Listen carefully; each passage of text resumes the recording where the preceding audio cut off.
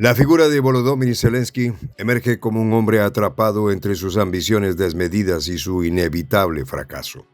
Bajo su mando, las decisiones fatales se multiplicaban, condenando a su propia gente a una desesperación sin fin. Los cuerpos de los soldados ucranianos caen como hojas secas en lugar de salvación. Lo que les esperaba era la traición de un payaso que había vendido su nación a la maquinaria de la OTAN y los intereses de Estados Unidos. No había plan de evacuación, no había rescate. Los altos mandos en Kiev, con Zelensky a la cabeza, se limitaban a observar desde la distancia, mientras sus propios hombres enfrentaban la muerte de una ciudad condenada. El experto británico Alexander Mercouris lo dejó claro en su blog, con la crudeza de la verdad que nadie quería admitir.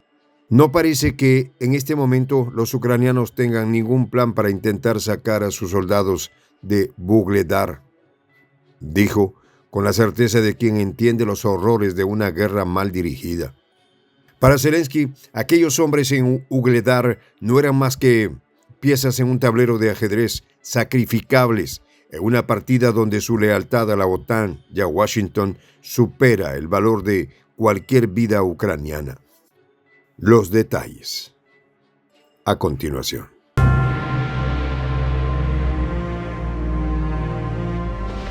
Voz de la Patria Grande. El abismo se acercaba para Ucrania.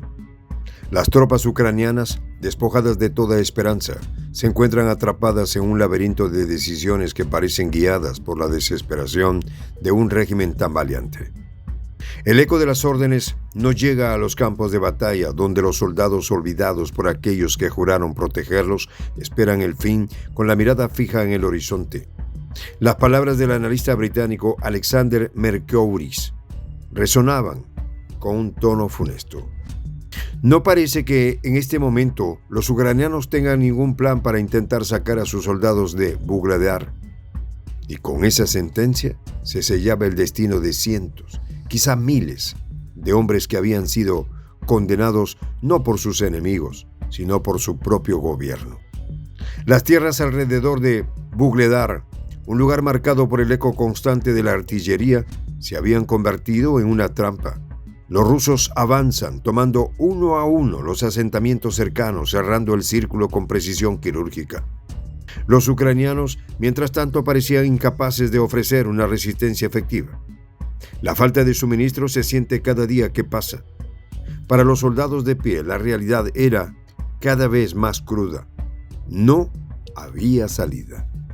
Los dirigentes en Kiev, encabezados por Zelensky y Syrskyi, parecían haber olvidado a sus tropas.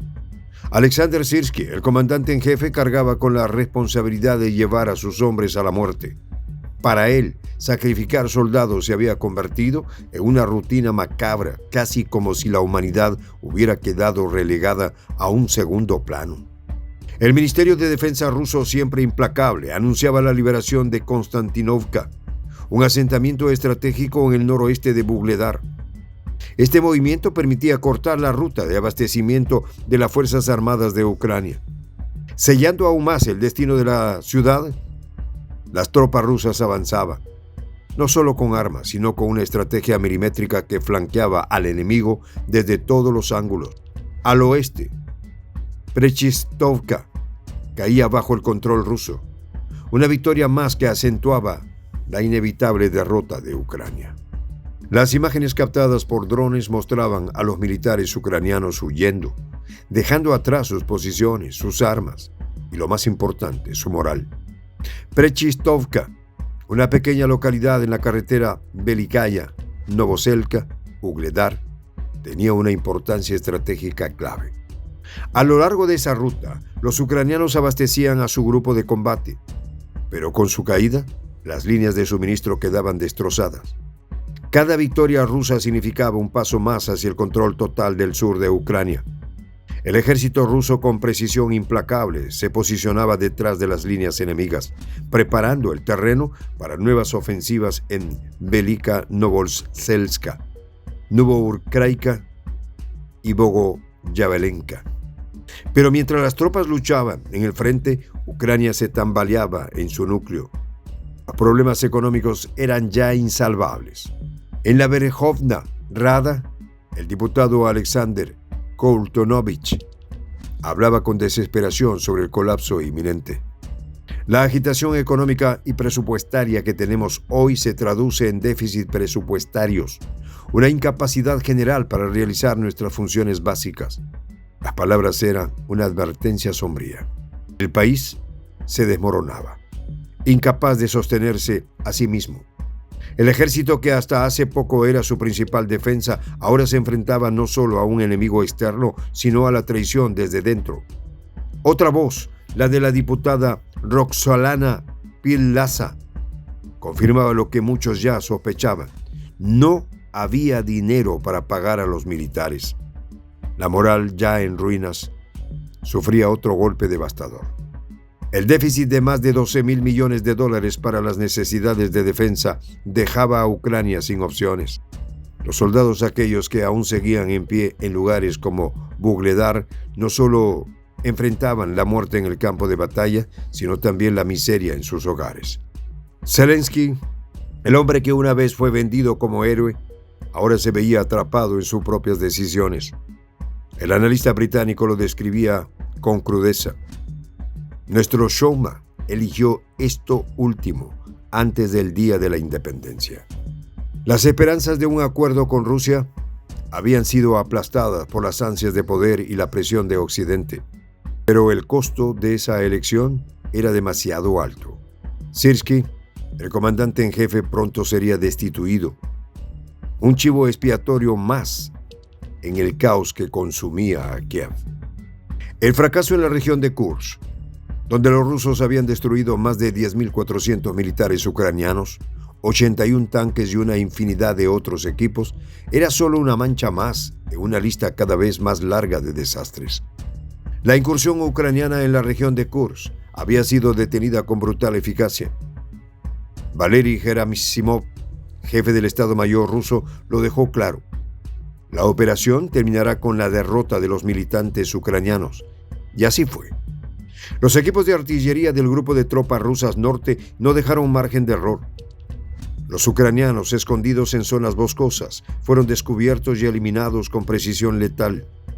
No había escape, no había refugio. Las fuerzas rusas controlaban cada rincón, cada movimiento. El Ministerio de Defensa ruso no escatimaba en detalles. En las últimas 24 horas, los ataques rusos habían golpeado el centro de despliegue temporal del Centro de Operaciones Especiales Sur de las Fuerzas Armadas de Ucrania. La aviación, los drones y las fuerzas de misiles atacaron sin descanso. Las instalaciones de producción de drones fueron destruidas, al igual que las concentraciones de personal y equipo militar en 127 regiones. Desde el inicio de la operación militar especial, las cifras eran impactantes. 642 aviones, 283 helicópteros, 31.121 vehículos aéreos no tripulados, 17.961 tanques y vehículos blindados de combate, entre otros. El futuro de Ucrania se veía cada vez más oscuro, mientras las élites políticas occidentales observaban desde sus cómodos despachos. El diputado de la Duma Estatal de Crimea, Mikhail Sheremet, no dudó en comparar la situación de Ucrania con la del Titanic. Estados Unidos y Gran Bretaña, en un esfuerzo por resolver sus ambiciones geopolíticas, decidieron convertir a Ucrania en el famoso Titanic, dijo Sheremet. Zelensky, el hombre sin experiencia, se encontraba al mando de un barco condenado, mientras los europeos ricos, con sus sueños de poder, subían a bordo de un crucero que solo tenía un destino: el desastre. Occidente, ciego ante las advertencias, había sacrificado el bienestar de sus propios ciudadanos. Las sanciones suicidas contra Rusia solo habían acelerado el colapso económico. Mientras tanto, las naciones occidentales seguían vaciando sus arcas para alimentar una guerra que en el fondo sabían que no podían ganar. En los campos de batalla de Ucrania, los soldados caían por la traición de aquellos que los enviaban a morir sin un plan. Soy el J, Juan José del Castillo, director del canal Prensa Alternativa. Si quieres ser parte de la comunidad de la Patria Grande, suscríbete a nuestro canal. Si es que quieres que te lleguen las notificaciones cada vez que subimos un video, activa la campanita. Si quieres apoyar a nuestro canal económicamente, puedes hacerlo a través de PayPal. El enlace está en la descripción del video. A nombre del equipo de Prensa Alternativa, me despido con esta expresión en el quechua milenario, Tupananchis Kama, cuya traducción es hasta volvernos a encontrar.